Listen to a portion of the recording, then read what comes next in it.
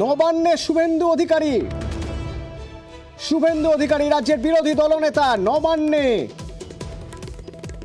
আমার সঙ্গে রয়েছেন প্রতিনিধি উজ্জ্বল। উজ্জ্বল, কি জানতে পারছি আমরা?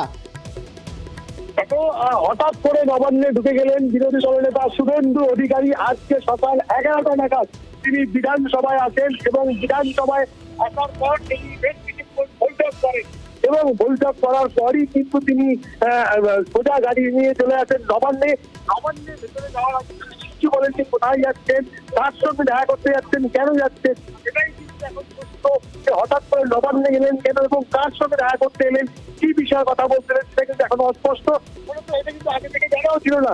সেই কারণে নবান্নে আসার পরেই কিন্তু পুলিশের মধ্যে এবং চারপাশ থেকে যে পুলিশ কর্মী মোতায়েন করা থাকে নবান্নে, তার সেখানে বাড়তি পুলিশ মোতায়েন করা ইতিমধ্যেই শুরু হয়ে গিয়েছে।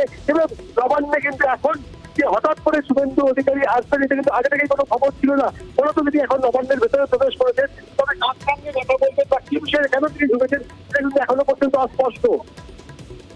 উজ্জ্বল, সঙ্গে থাকো। হঠাৎই শুভেন্দু অধিকারী বিধানসভা থেকে বেরিয়ে, বিধানসভায় বৈঠক ছিল, সেই বৈঠক থেকে বেরিয়ে হঠাৎই দ্বিতীয় হুগলি সেতু দিয়ে চলে গেলেন নবান্নে। কিন্তু কার সঙ্গে দেখা করতে যাচ্ছেন, কেনই বা যাচ্ছেন তা এখনো স্পষ্ট নয়। সরাসরি নবান্নে ঢুকে গেলেন রাজ্যের বিরোধী দলনেতা শুভেন্দু অধিকারী।